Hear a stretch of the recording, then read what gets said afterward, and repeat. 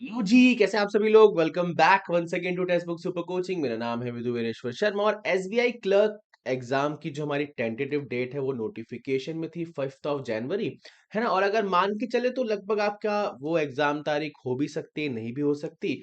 और 5 तारीख के बाद हमारा जो वीकेंड निकल के आएगा वो 6 और 7 को निकल के आएगा। और ये भी माना जा सकता है कि आपके पास 2 दिन में एग्जाम होगा, तो 5, 6 या 7 को आपका एग्जाम हो जाए और उसके बाद जो अगला वीकेंड पड़े उसमें भी आपका एग्जाम हो सकता है। तो आज से अगर मानकर चले तो लमसम हमारे पास 15 दिन बचे हैं, है ना।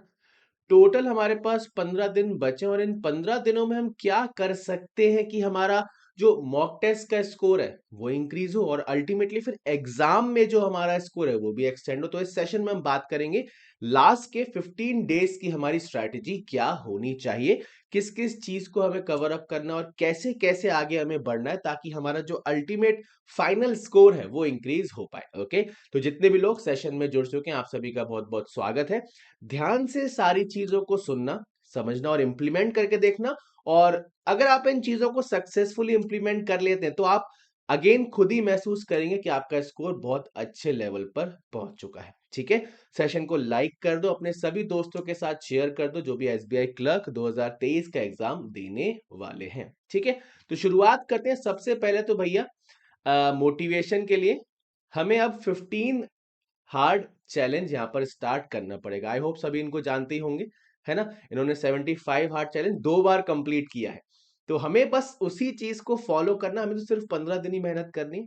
बाकी तो आप जैसा पढ़ते हुआ है, जैसा करते हुआ है, कोई दिक्कत वाली बात नहीं। बट अब आज से हमें 15 हार्ड चैलेंज को शुरू करना है। ठीक है, क्योंकि मान के चलो अगर एलआईसी आया तो ठीक है, नहीं आया तो एसबीआई क्लर्क आपका इस साल का आखिरी एग्जाम होगा, है ना। और उसके बाद 6 से 7 महीने का ब्रेक है, उसके बाद आपके एग्जाम दोबारा शुरू होंगे। तो हम ये नहीं चाहते कि अंतिम 15 दिनों में हम एफर्ट नहीं डाल पाए और फिर बाद में रिग्रेट हो, अरे यार ऐसा कर लेते, ऐसा हो जाता, है ना। तो ये 15 दिन का गेम है, थोड़ा अच्छे से इस गेम को खेलेंगे, थोड़ी डबल मेहनत के साथ इस गेम को खेलेंगे ताकि अल्टीमेटली हम प्रीलिम्स भी क्लियर करें, मेंस भी क्लियर करें और फाइनली हम एसबीआई क्लर्क का एग्जाम क्लियर कर लें। ओके, तो शुरुआत करते हैं। सबसे पहले तो हमें यहाँ पर देखना होगा कि अभी टारगेट स्कोर हमारा क्या है। मैं आपको स्टार्टिंग से ही बताता आ रहा हूँ कि 80 प्लस अगर आप टारगेट कर रहे हैं, 80 प्लस अगर आप कहीं ना कहीं स्कोर कर रहे हैं तो इस पूरे के पूरे एग्जाम में ये आपका काफी अच्छा एक सेफ स्कोर है ना। समथिंग या anything above 80 is a very good score, है ना। एग्जाम बहुत ही आसान अगर निकल के आता है तो आपको समझ में आ ही जाएगा कि यार इससे ज्यादा स्कोर करना है। बट 80 प्लस का आपका टारगेट यहाँ पर डेफिनेटली होना चाहिए, क्योंकि देखो क्लैरिकल का एग्जाम है ना। क्लैरिकल का आपका एग्जाम है, आप सभी लोग जानते हैं क्लैरिकल के आपके एग्जाम्स काफी आसान होते हैं। अगर हम बात करें, सबसे इजीएस्ट होता है RBI assistant, then RRB clerk, then हमारे पास होता है आईबीपीएस क्लर्क, देन हमारा एसबीआई क्लर्क, है ना। तो क्लैरिकल एग्जाम में कंपैरेटिवली पीओ से आसान है ना। तो मेक श्योर करेंगे कि जो आपके मॉक टेस्ट हैं, है ना। कई बार क्या होता है भाई, हम लोग मॉक टेस्ट दे रहे होते हैं और मॉक टेस्ट हमें कहीं ना कहीं काफी हाई लेवल के देखने को मिलते हैं और फिर हमारे स्कोर क्या रहते हैं वहां पर कम हो जाते हैं। फिर हम सोचते हैं अरे यार हमारा तो स्कोर ही नहीं आ रहा। तो मॉक टेस्ट ऐसे अटेम्प्ट करें जो कहीं ना कहीं आपके सिंक में है एसबीआई क्लर्क एग्जाम के लेवल से, है ना। अब बात करें 80 प्लस कैसे स्कोर करेंगे, है ना। तो 80 प्लस तो हमारा ओवरऑल स्कोर का टारगेट हो गया, है ना। सेक्शन बाय सेक्शन हमारा टारगेट कितना होना चाहिए, अगर ध्यान से देखें, इंग्लिश में 25, क्वांट में 25, रीजनिंग में 30, है ना। तो अगर इस पूरे के पूरे डेटा का हम हिसाब लगाएं तो यही आपको 80 मिल चुका है ना। तो ये आपका बहुत ही लमसम, बहुत ही ब्रॉड मैंने हिसाब लगाया है। क्वांट में 25 मैंने क्यों रखा, क्योंकि इसके दो कारण है। पहला तो क्वांट कई सारे स्टूडेंट्स का वीक होता है ना। पहली चीज तो ये। दूसरा, अगर हिस्ट्री देखी जाए 2023 की, जितने भी प्रीलिम्स के एग्जाम हुए हैं वहां पर क्वांट का जो सेक्शन है आपका मॉडरेट निकल कर आया। या तो लेंदी क्वेश्चन आ गए या जो सिंपल क्वेश्चंस आपके होते हैं सिंप्लीफिकेशन वगैरह के, उनको थोड़ा सा हार्ड बना के दे दिया गया, है ना। तो इस चीज को ध्यान में रखते हुए क्वांट का जो टारगेट हमने रखा है वो अराउंड 25 रखा है ना। इंग्लिश में आप इसको 20 प्लस भी कर सकते हैं, आप 25 प्लस भी कर सकते हैं। इंग्लिश के संग दिक्कत क्या है, कई सारे स्टूडेंट क्या इंग्लिश में स्ट्रगल करते हैं, या तो रूल्स नहीं पता, या इंग्लिश से उतना फेमिलियरिटी नहीं है क्योंकि इंग्लिश मीडियम से कभी पढ़ाई नहीं की, है ना? तो अगेन इंग्लिश और क्वांट में हमारा थोड़ा बहुत हमारा हिसाब किताब जो है कच्चा रह जाता है। तो अगेन पूरा का पूरा जो लोड आता है रीजनिंग पर, और रीजनिंग लोड सह भी सकता है क्योंकि हम हिस्ट्री की बात करें 2023 की, तो रीजनिंग जो है हमारा सबसे इजीएस्ट सेक्शन हमें देखने को मिला है ना? इजीएस्ट मतलब इसको हम डुएबल बोल सकते हैं, है ना? मतलब रीजनिंग आप काफी अच्छे से सॉल्व कर सकते हैं। तो ध्यान देने वाली बात है, आपको ट्राई ये करना है कि रीजनिंग में आप स्कोर मैक्सिमाइज कर पाए। 30 प्लस मैंने लिखा है, अगर आप इसको 30 कर पाए तो बहुत ही अच्छी बात है, कोई दिक्कत वाली बात ही नहीं है ना? तो इन सारी चीजों को ध्यान रखना है। अभी से जैसे आज जो आप मॉक टेस्ट देंगे, उस मॉक टेस्ट में भी आपको इस चीज का ध्यान रखना है। साथ के साथ आगे जो आप मॉक टेस्ट डेली बेसिस पर दे रहे हैं, उन सभी में आपको इस चीज का बहुत बहुत ध्यान रखना है। ये तो बात हो गई अटेम्प्ट्स की, बट इतने अटेम्प्ट्स करेंगे कैसे, है ना? कई सारे स्टूडेंट्स के मन में यही सवाल है। तो पहले तो देखते हैं अभी हम लोग कहाँ स्टैंड कर रहे हैं, है ना? तो कई सारे स्टूडेंट ऐसे हैं जो अभी 50 से 60 के रेंज में है, कुछ स्टूडेंट 60 से 70 के रेंज में, कुछ स्टूडेंट 70 से 80 के रेंज में है, और कुछ हमारे 80 प्लस जो है स्कोर कर रहे हैं, है ना? अब जो व्यक्ति 80 प्लस स्कोर कर रहे हैं, है ना, उनकी क्वांटिटी क्या है? सबसे कम, है ना? बहुत ही कम हमारे ऐसे स्टूडेंट्स हैं जो अभी डिफरेंट डिफरेंट मॉक टेस्ट में 80 प्लस स्कोर करते आ रहे हैं, है ना? तो पहली बात तो जिनका स्कोर आज की तारीख तक भी 50 से 60 के बीच में है, तो उनका एग्जाम क्लियर कर पाना थोड़ा सा मुश्किल है ना? अब ये स्टूडेंट्स कौन हो सकते हैं? या तो एकदम फ्रेशर है ना, जिन्होंने पहली बार ही कोई एग्जाम देना है और बस ट्राई कर रहे हैं कि कैसा लुक एंड फील होता है क्या, क्योंकि कई सारे स्टूडेंट ऐसे होते हैं जिनका ग्रेजुएशन लेट खत्म होता है, मार्कशीट लेट आती है, तो आप फॉर्म फिर अल्टीमेटली बाकी सारे फॉर्म नहीं भर पाते, है ना? तो आप लोग फ्रेशर हो सकते हैं, या अगेन कुछ भी परेशानी हो सकती है, कॉन्सेप्ट उतने क्लियर नहीं हो, कहीं ना कहीं आप 50 से 60 के रेंज में या उससे नीचे हो, है ना? तो देखो आपको क्या करना है, बस एग्जाम का फील लेना है, ठीक है? और दूसरा, आपके जो मॉक के स्कोर हैं उसको किसी से कंपेयर नहीं करना है कि अगर मान लो सामने वाले के 70 आ रहे हैं, मेरे तो 52 ही आए, 53 ही आए, है ना, या मैं तो सिर्फ 58 पर ही रह गया। तो अगर आप एग्जाम सिर्फ फील लोगे और स्कोर को कंपेयर नहीं करोगे तो आप एक अच्छी कंडीशन में हो। देर आर चांसेस कि आप एग्जाम को क्लियर भी करो, है ना?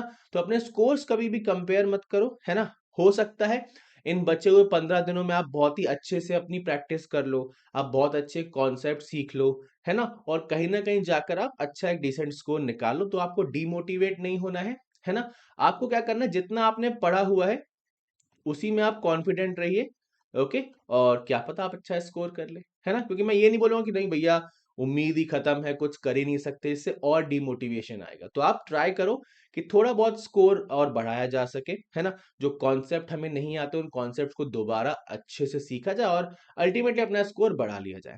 अब ये वाली जो कैटेगरी है, इसकी तादाद है हाईएस्ट, है ना? मैक्सिमम लोग आपको जो मिलेंगे वो 60 और 70 के बीच ही गिर रहे होंगे, है ना? अब इसका कारण क्या है? देखो, या तो इनकी इंग्लिश बहुत वीक है ना? इंग्लिश वीक मतलब इंग्लिश इनको कहीं ना कहीं दिक्कत परेशानी देती है और इंग्लिश में इनका स्कोर नहीं आ रहा, या फिर क्वांट में क्या किया है इन लोगों ने, सिर्फ स्पीड मैथ्स के भरोसे बैठे और अर्थमेटिक को बिल्कुल भी टच नहीं किया है ना? तो यही दो हमारे मेजर कारण होते हैं कि आपका स्कोर 60 से 70 के बीच लाए कर रहा है ना? बट कई लोग ऐसा बोलेंगे नहीं सर, इंग्लिश भी बहुत बेहतरीन है, क्वांट में भी सब कुछ आता है, तो फिर हमारा स्कोर कम क्यों हो रहा है? आपके पास स्पीड नहीं है ना? और अगर आपके पास स्पीड भी है तो एक्यूरेसी नहीं है। एक्यूरेसी क्यों नहीं है? क्योंकि हमें कॉन्सेप्ट नहीं पता या फिर हम क्वेश्चन गलत पढ़ रहे हैं, है ना? तो आपको बहुत सारी चीजों पर काम करना है, क्योंकि आप काफी आसानी से इस कैटेगरी में आ सकते हैं, और आप इस कैटेगरी में आ सकते हैं तो आप इस कैटेगरी में भी आ सकते हैं, ठीक है? तो बेसिकली आपको क्या करना आपको एनालिसिस करना है कि भैया कहाँ कमी पड़ रही है ना? किस सेक्शन में मैं बहुत ही सिली मिस्टेक्स कर रहा हूँ या कर रही हूँ, है ना? उन्हें आप सुधार सकते हो, है ना? और सिली मिस्टेक्स क्या होती हैं? जो रीडिंग में की गई गलतियां हैं। हमने जैसे अल्फा न्यूमेरिक में कई बार हम लोग रेगुलर सेशंस में भी देखते हैं, आपको दिया कुछ होता है, हम पढ़ते कुछ और है, हम समझते कुछ और है ना? तो क्वेश्चन बहुत ध्यान से पढ़ने हैं, समझने हैं, फिर उनको सॉल्व करना है। दूसरा क्या हो सकता है, कई सारे कॉन्सेप्ट ही आपको नहीं पता। इंग्लिश में आपको ग्रामर के कुछ रूल्स नहीं पता, क्वांट में आपने अर्थमेटिक के कुछ टॉपिक्स तो टच किए हैं, बाकी रिमेनिंग टॉपिक्स आपने टच ही नहीं किए हैं। ठीक है ना? तो इन सारी चीजों को आपको दिमाग में रखना होगा। आपका स्कोर ठीक ठाक है, इसको आप बेहतर कर सकते हैं और बहुत ही बेहतर कर सकते हैं। अगेन 15 दिन कोई कम टाइम नहीं होता, 15 दिन में आप ऑब्वियसली अपने लेवल को बढ़ा सकते हैं। ठीक है, तो अब बात करते हैं कि स्ट्रेटेजी क्या होनी चाहिए, किस किस चीज पर हमें काम करना है ताकि हमारा ओवरऑल स्कोर जो है मैक्सिमाइज हो पाए, है ना? तो सबसे पहले इन 4 चीजों पर आपको काम करना है अगले 15 दिनों में। आज से ही शुरुआत करनी है, ऐसा नहीं आप कल से शुरुआत करो, आपको आज से ही शुरुआत करनी है, इन चारों चीजों पर काम करना है ताकि आप अपने आप में चेंजेस महसूस कर पाए, है ना? पहली चीज तो सेल्फ स्टडी है ना?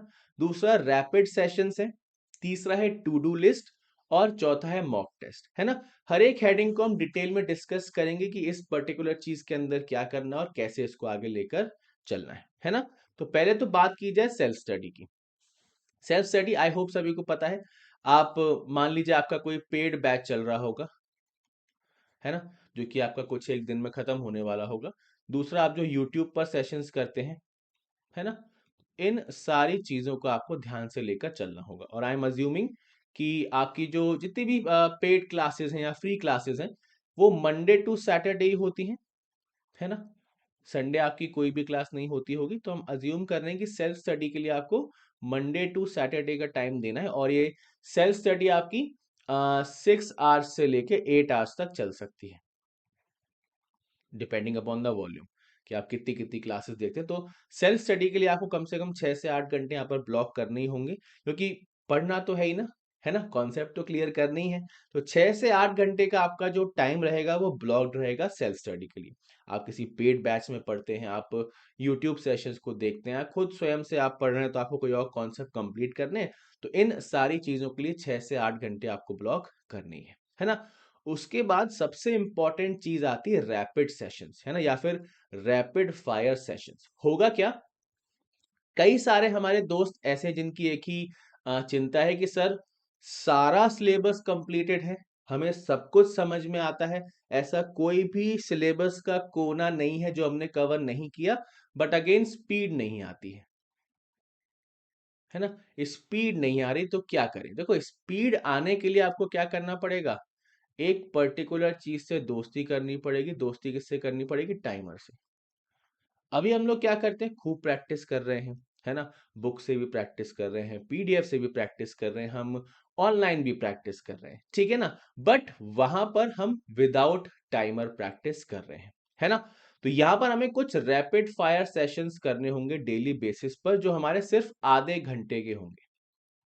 आधा घंटा दैट मीन्स 30 मिनट्स के आपके रैपिड सेशंस होंगे, है ना? अब हर एक सेक्शन में आपको क्या क्या करना है, देखो, रैपिड फायर सेशंस का तरीका क्या है, आप क्वेश्चंस का पूरा कलेक्शन लेकर बैठो। जैसे आपको आज क्वेश्चन सॉल्व करने हैं, तो कल रात को आपके सारे के सारे क्वेश्चन सॉर्ट होने चाहिए। क्वेश्चंस कहाँ से आ सकते हैं, मान लीजिए आपको बुक से क्वेश्चन मिल गए, या फिर आपको पीडीएफ से क्वेश्चन मिल गए, है ना, या फिर आपको टेलीग्राम पर जो हम लोग पीडीएफ देते हैं वहां से क्वेश्चन मिल गए, ठीक है, या फिर जो प्रीवियस आपके यूट्यूब सेशंस हुए वहां से आपने क्वेश्चन निकाल लिए। तो क्वेश्चंस आप एक रात पहले ढूंढ कर रखेंगे, है ना? क्वेश्चंस की कोई कमी नहीं है, आप ऑनलाइन पढ़ाई कर रहे हैं, आप कहीं भी सर्च करेंगे आपको बहुत सारे क्वेश्चंस बहुत ही आसानी से मिल जाएंगे, ठीक है? तो आपको रीजनिंग की अगर बात करें, तो रीजनिंग में आपको 30 मिनट्स में कुल 60 क्वेश्चंस को यहां पर सॉल्व करना होगा, है ना?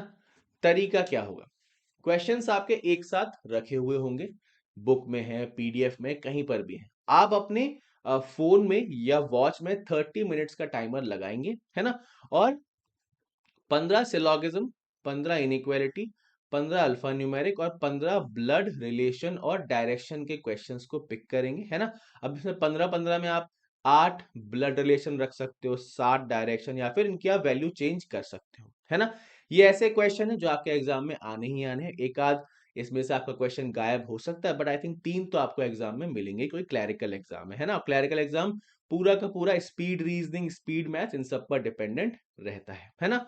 तो इस 30 मिनट में आपको ये 60 क्वेश्चन टारगेट करने हैं और वहां पर आपको चेक करना है, प्रॉपर अपनी मार्किंग आपको करनी है। अगर आपका क्वेश्चन सही है तो 1 मार्क्स आपको देना है, अगर क्वेश्चन आपका गलत है तो आपको 0.25 डिडक्ट कर लेना है।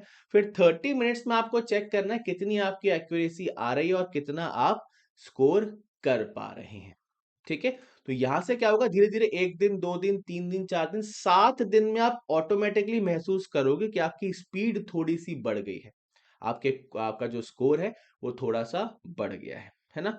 सिंपल सा तरीका है, 30 मिनट का टाइमर लगाओ, एक तरफ से सवालों को सॉल्व करना शुरू करो। जैसे ही 30 मिनट खत्म हो जाए, जिस क्वेश्चन पर आप रुके हो वहीं पर आप पूरा का पूरा पेपर अपना समाप्त कर देंगे, ठीक है। इस एक्सरसाइज को करने के साथ साथ आप स्वयं महसूस करेंगे कि आपकी स्पीड बहुत ही अच्छी हो गई है, ठीक है।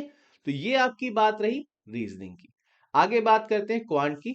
तो क्वांट में आपको देखो 15 मिसिंग नंबर उठाने हैं, 15 रॉन्ग नंबर उठाने हैं, 15 सिंप्लीफिकेशन उठाने हैं और 15 आपको अप्रोक्सीमेशन उठाने हैं, है ना।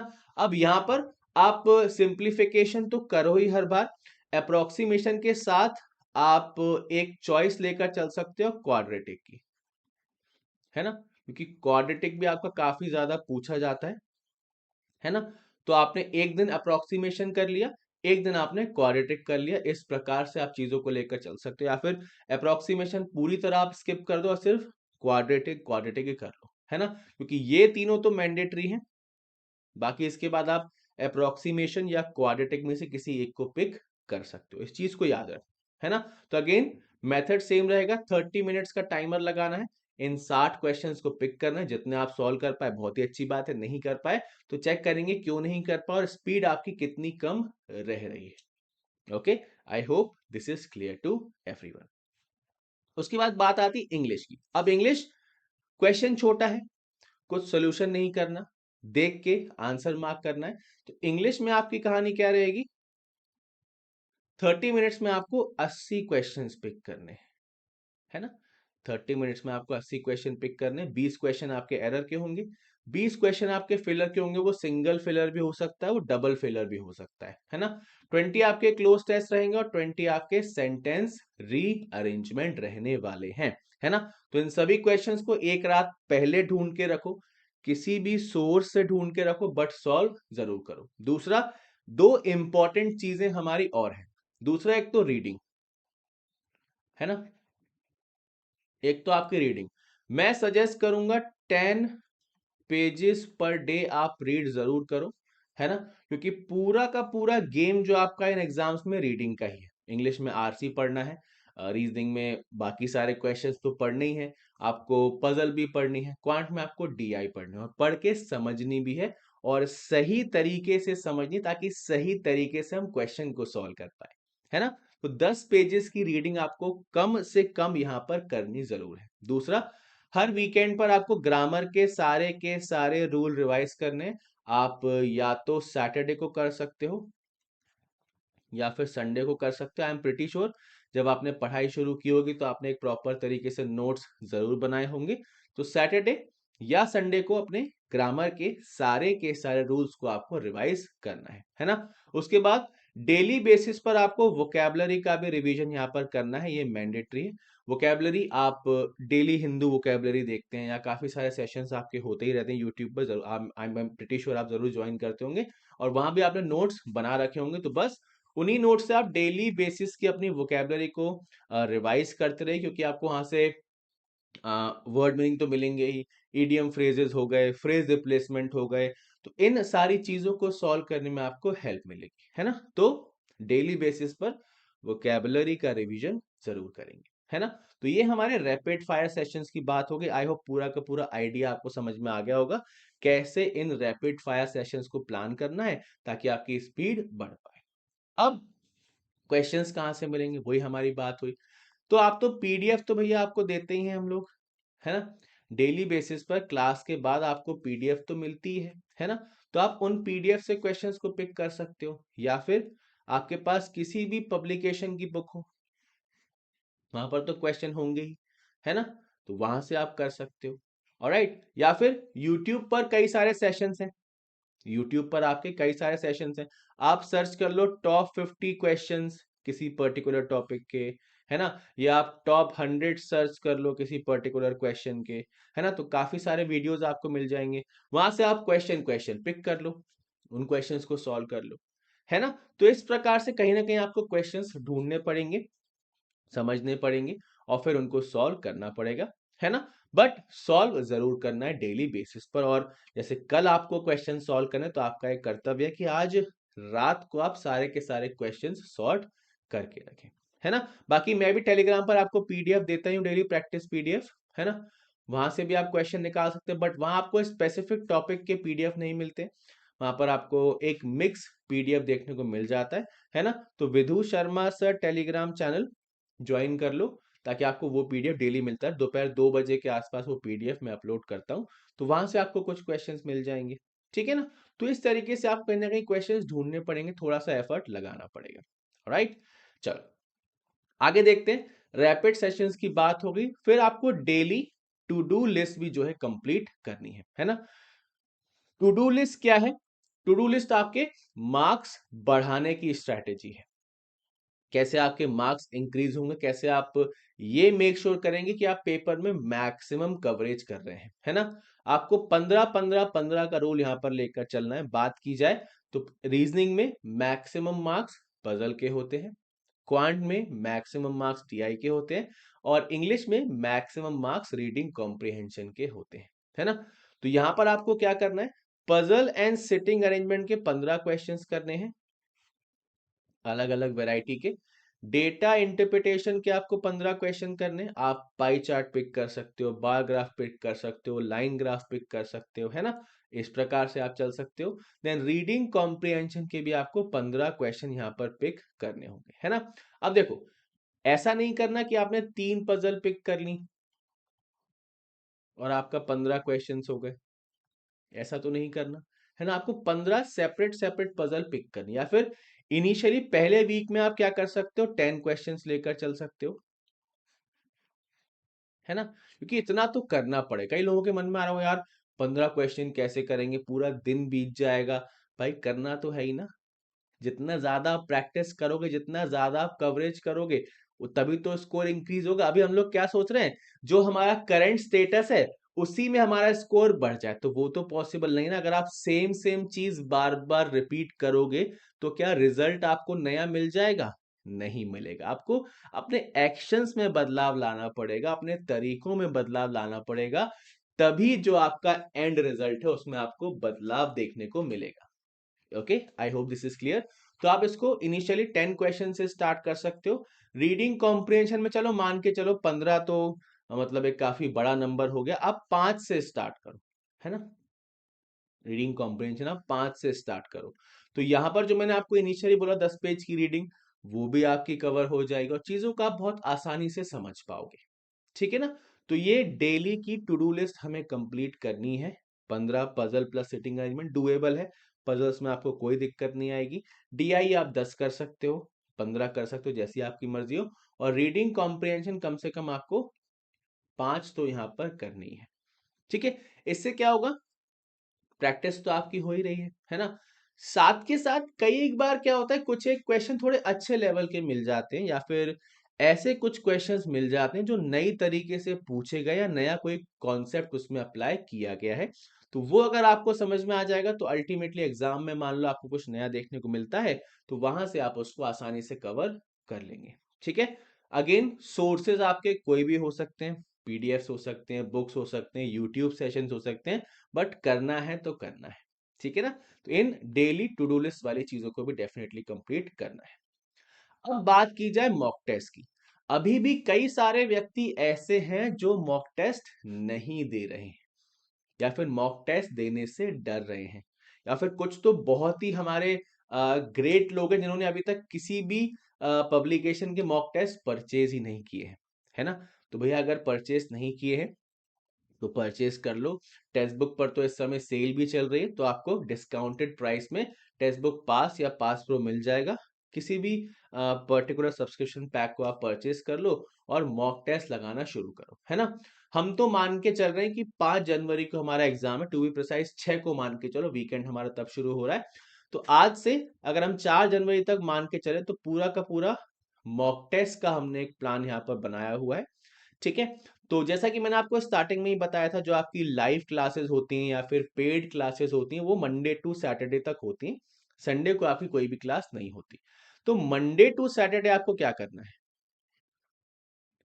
एक मॉक देना है पर डे और उसका एनालिसिस भी करना है ना। मॉक का एनालिसिस काफी इंपॉर्टेंट है, क्योंकि मॉक का एनालिसिस ही जो है आपका सच्चा साथी है एग्जाम की प्रिपरेशन के दौरान।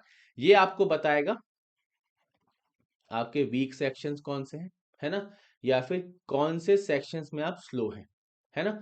सबसे ज्यादा काम करना है वीक सेक्शंस पर। वीक सेक्शंस ऐसे हैं जिनका आपको हेयर एंड देयर कुछ पता ही नहीं है ना, या फिर पता है तो आपने गलत सीखा हुआ या गलत सीख के गलत आप सॉल्व कर रहे हो। दूसरा, कई सारे क्वेश्चंस आपके ऐसे होंगे जिन्हें आप कर तो पा रहे हो बट स्लो कर रहे हो, है ना। स्लो कैसे पता लगाओगे, अगर टॉपर टाइम से आपका टाइम बहुत ज्यादा है और एवरेज से बहुत ही नीचे है, कि एवरेज से भी आप ज्यादा टाइम लगा रहे हो, मतलब आप बहुत स्लो कर रहे हो किसी क्वेश्चन, है ना। ऐसा जनरली हमारे पास अल्फा न्यूमेरिक में होता है, रीजनिंग में, है ना। क्वांट में होता है नंबर सीरीज या सिंप्लीफिकेशन में। हमें लगता है क्वेश्चन आसान है, हम क्वेश्चन को पकड़ कर बैठ जाते हैं, धीरे धीरे धीरे उस क्वेश्चन को सॉल्व, क्योंकि हमें लगता है कि यार इसको तो कर ही लेंगे, आसान क्वेश्चन है। बट वो 1 नंबर का क्वेश्चन आपके 5 नंबर के क्वेश्चन का समय ले जाता है और फिर अल्टीमेटली आपका स्कोर कम हो जाता है, ठीक है। तो अभी भी 15 दिन है, इंप्रूव किया जा सकता है। डेली आप एक मॉक देंगे, है ना, और साथ के साथ 2 सेक्शनल टेस्ट देंगे, और वो सेक्शनल टेस्ट आपके रीजनिंग और क्वांट के रहेंगे। तो रीजनिंग और क्वांट की प्रैक्टिस आप यहां से भी कर सकते हो, है ना। तो रीजनिंग और क्वांटी भैया आपके ऐसे 2 अल्टीमेटली सब्जेक्ट हैं जो आपको मैक्सिमाइज कर सकते हैं आपका स्कोर। कितनी अच्छी बात है, यहाँ पर आपका सेक्शनल कट ऑफ नहीं है ना। तो मान लो आपकी इंग्लिश बिल्कुल भी अच्छी नहीं, इंग्लिश में आप बहुत ही कम स्कोर कर सकते हो, तो अगेन आप रीजनिंग और क्वांट में पूरा बैलेंस आउट कर सकते हो चीजों को, ठीक है ना। तो डेली एक मॉक, 1 घंटा आपका हो गया, एनालिसिस आप आधे घंटे में कर लोगे, फिर आपके 2 सेक्शनल टेस्ट वो 15-15 मिनट के हो सकते हैं, 10 मिनट के हो सकते हैं, ठीक है। दूसरा आता है संडे। संडे के दिन आई एम अज्यूमिंग आपकी कोई भी लाइव क्लास नहीं होनी, ना ही पेड ना यूट्यूब। तो उस दिन आपके पास थोड़ा सा एक्स्ट्रा टाइम है, थोड़ा क्या बहुत एक्स्ट्रा टाइम, क्योंकि 6 से 8 घंटे की आपकी सेल्फ स्टडी का टाइम यहाँ पर बचेगा। तो संडे को आपको देने 2 मॉक टेस्ट, ठीक है, और साथ के साथ एनालिसिस जरूरी करना है ना। ये पूरी की पूरी आपको मॉक टेस्ट की जो हैबिट है वो एग्जाम तक एज इट इज लेकर जानी है ना। अब अगर बात करें, एक टाइम ऐसा आएगा जब आपका एडमिट कार्ड आ जाएगा, है ना। वो एडमिट कार्ड आपका मान के चलो, आप अगर 5 या 6 तारीख को एग्जाम होना है तो 25-26 तक आपका एडमिट कार्ड आ जाएगा, है ना। तो जैसे ही आपका एडमिट कार्ड आ जाएगा, चाहे मंडे हो, चाहे ट्यूसडे हो, चाहे वेडनेसडे, थर्सडे, फ्राइडे, सैटरडे, आपके मॉक का काउंट सीधे क्या हो जाएगा, 2 मॉक्स पर डे, ठीक है। एक तो आपको शिफ्ट की टाइमिंग पर देना है ना।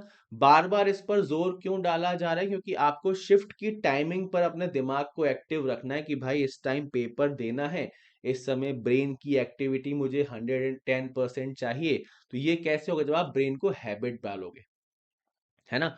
फिर चाहे मॉर्निंग शिफ्ट में आपका एग्जाम हो, चाहे लास्ट शिफ्ट में आपका एग्जाम हो, अगर आपने ब्रेन को ट्रेन कर दिया है कि भाई ये टाइम है, इस टाइम पर मुझे बैठकर मॉक टेस्ट देना है, तो फिर आपका ब्रेन भी कहेगा चलो ठीक है यार, कर लो, कोई दिक्कत वाली बात नहीं है ना। तो एक मॉक तो आप शिफ्ट की टाइमिंग पर दोगे, वो आपकी एडमिट कार्ड में आपको पता लग जाएगी। दूसरा मॉक आप एनी अदर टाइम दे सकते हो, सुबह, रात या शाम को। मेक श्योर करेंगे दोनों मॉक्स के बीच कम से कम आप 6 आवर्स का डिफरेंस रखें, ठीक है।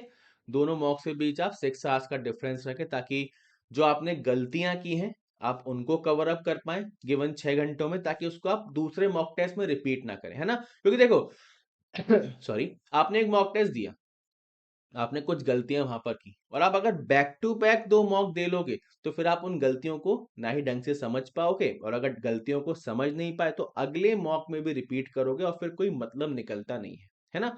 मॉक टेस्ट आपको करना है। मॉक टेस्ट मतलब एग्जाम ही है, बट आप उसको घर पर सॉल्व करो, तो उसको एग्जाम की तरह सीरियसनेस से किया जाए, और कम से कम दोनों मॉक के बीच 6 घंटे का डिफरेंस आपको जरूर जरूर जरूर रखना है, ताकि पहले मॉक में आपने जो गलती की है वो आप दूसरे मॉक में ना दोहराएं, है ना। अब पहला मॉक आपका शिफ्ट टाइमिंग का मॉक भी हो सकता है, या पहला आपका नॉर्मल डेली मॉक भी हो सकता है, बट अगेन 2 मॉक देने ही हैं। अगर अभी भी मॉक टेस्ट नहीं दोगे तो ऑब्वियसली आप देख सकते हो जब आपका एग्जाम का स्कोर कार्ड आएगा, आपका स्कोर काफी कम रह जाएगा, और अगेन फिर सिलेक्शन तो नहीं होगा, ठीक है ना। तो डेली बेसिस पर 2 मॉक्स देने ही है। आई hope this is clear, okay. तो भाई ये थी एक कंप्लीट स्ट्रैटेजी। नेक्स्ट 15 दिनों में हमें क्या करना है, देखो भाई 15 ही दिन बचे हैं, है ना।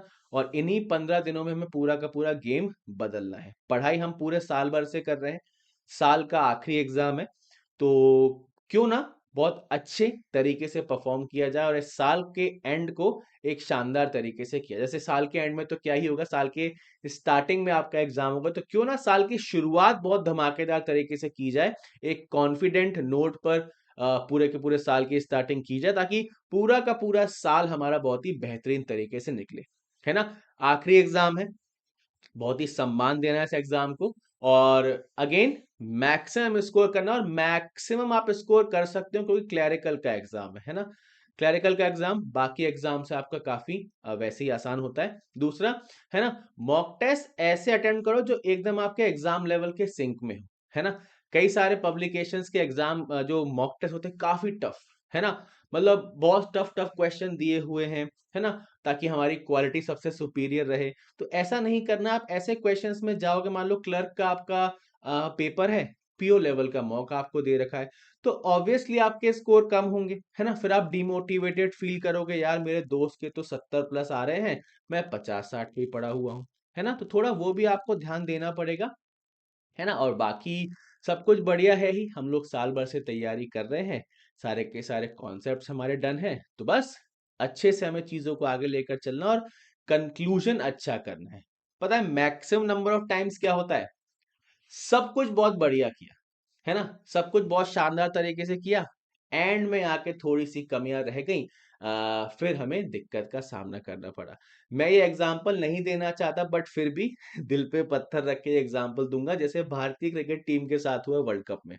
पूरा वर्ल्ड कप बहुत ही शानदार प्रदर्शन किया, एक भी मैच नहीं आ रहे, एकदम डिफेंडिंग चैंपियन, सब लोग बोल रहे थे कि यार इंडिया की टीम अब तो वर्ल्ड कप जीत कर दिखाएगी, बट फाइनल में कुछ एक कमियां रह गई जिसकी वजह से हम वर्ल्ड कप नहीं जीत पाए। उसी एग्जाम्पल को देखो भाई, उससे कुछ सीखो। आखिरी के कुछ दिन बचे हैं, है ना, थोड़ा सा एक्स्ट्रा पुश, है ना। अब सब लोग बोलेंगे सर 25 दिसंबर को क्रिसमस है ना, 31 दिसंबर को न्यू ईयर है, 1 जनवरी को तो हमारी पार्टी खत्म होगी, तो हम क्या करें। देखो भाई, सिंपल सी दिमाग में कहानी लेकर चलो, कोई भी आपको पार्टी के लिए बोले, उसको बोलना कि भाई 5 जनवरी को मैं एग्जाम देकर आऊंगा, एग्जाम देकर आऊंगी, उसके बाद होगी मेरी पार्टी, ठीक है, और बहुत जोरदार पार्टी होगी, फिर आप सबसे जोरदार पार्टी होगी, है ना। तो दिमाग में कुछ एक कॉन्सेप्ट क्लियर होने चाहिए, मस्ती मजाक मजे फन आप बिल्कुल कर सकते हो, आगे भी कर सकते हो, जॉब लगने के बाद भी कर सकते हो, बट ये जो आपका प्रिपरेशन का टाइम है ये बहुत क्रूशियल है, इसमें एक एक घंटे की बहुत वैल्यू है, एक एक मिनट की बहुत वैल्यू है ना। ये आपको अभी समझ में नहीं आएगी, आप एग्जाम देकर आओगे, एग्जाम आपका अच्छा गया तो अच्छी बात है, कोई दिक्कत वाली बात नहीं है। अगर आपका एग्जाम थोड़ा सा बिगड़ा, कुछ एक क्वेश्चन आप नहीं बना पाए, तो आपको पूरे साल रिग्रेट रहेगा, अरे यार थोड़ा सा कर लेते, क्योंकि देखो एसबीआई क्लर्क में इस बार वैकेंसीज भी बहुत ज्यादा है, तो सिलेक्शन के चांसेस भी बहुत ज्यादा है ना। तो गोल्डन अपॉर्चुनिटी है, एसबीआई है, इसको हम मिस नहीं कर सकते, है ना। तो थोड़ा सा पार्टीज वगैरह पर विराम रखना है अभी, और 5 जनवरी को अगर आपका एग्जाम हो जाता है बहुत ही अच्छी बात है, तो जब भी आपका एग्जाम हो उसके बाद ही हमें पार्टी करनी, पूरे साल ही न्यू ईयर रहेगा, ओके। सो आई होप सारी की सारी चीजें आप सभी को क्लियर हैं। टेक्स्ट बुक पर इस समय चल रही है हो हॉलीडे सेल। अगर आप किसी भी सुपर कोचिंग प्रोडक्ट को परचेज करना चाहते हैं तो कोड अप्लाई कर लीजिएगा विधु VIDHU, ताकि आपका डिस्काउंट जो है मैक्सिमाइज हो पाए। रेकमेंडेड पैक आपके लिए रहेगा बैंक सुपर पैक, क्योंकि यहाँ पर सारे के सारे बैंकिंग एग्जाम्स के जितने भी लाइव और रिकॉर्डेड कोर्सेज हैं उनका आपको एक्सेस एक ही सब्सक्रिप्शन पैक में मिल जाएगा। साथ के साथ मेरे साथ आप डेली बेसिस पर text book banking YouTube channel पर जुड़ सकते हैं, सुबह 11 बजे और रात को 8 बजे रीजनिंग की तैयारी करने के लिए, और दोपहर 12:30 बजे भी रीजनिंग की तैयारी करने के लिए। ये तीनों की तीनों आपकी फ्री क्लासेस, और इन तीनों क्लासेस में हम अलग अलग एग्जाम्स की तैयारी यहाँ पर करते हैं। ओके, साथ के साथ अगर बात की जाए, अगर अभी तक मॉक टेस्ट परचेस नहीं की है तो what are you waiting for Christmas. Christmas के लिए वेट करोगे तो बहुत ज़्यादा टाइम और हो जाएगा। तो आज ही मॉक टेस्ट परचेज कर लीजिए। टेक्स्ट बुक पास या पास प्रो आप परचेज कर सकते हैं। कूपन कोड आपका रहेगा विधु पास, ताकि आप डिस्काउंट यहाँ पर मैक्सिमाइज कर पाए, है ना। और बैंक सुपर पैक के बारे में आपको बता ही चुका हूं मैं। साथ के साथ टेलीग्राम चैनल ज्वाइन कर लो, Vidhu Sharma sir text book. अगर आपके मन में कोई भी सवाल है तो वो आप मुझसे यहाँ पर पूछ सकते हैं, या फिर इस वीडियो के नीचे कमेंट करके भी आप अपने सवाल पूछ सकते हैं। सारे के सारे सवालों का जवाब मैं आपको कमेंट सेक्शन में जरूर दूंगा। ओके, तो जितने भी लोग सेशन में एंड तक बने रहे, आप सभी का बहुत बहुत धन्यवाद। सेशन को लाइक जरूर कर देना, अपने उन सभी दोस्तों के साथ शेयर जरूर कर देना जो लोग SBI क्लर्क का एग्जाम देने जा रहे हैं। और अगेन दोबारा मैं रिपीट कर रहा हूं, आखिरी के कुछ दिन बचे हैं, एक्स्ट्रा पुश लगा लो।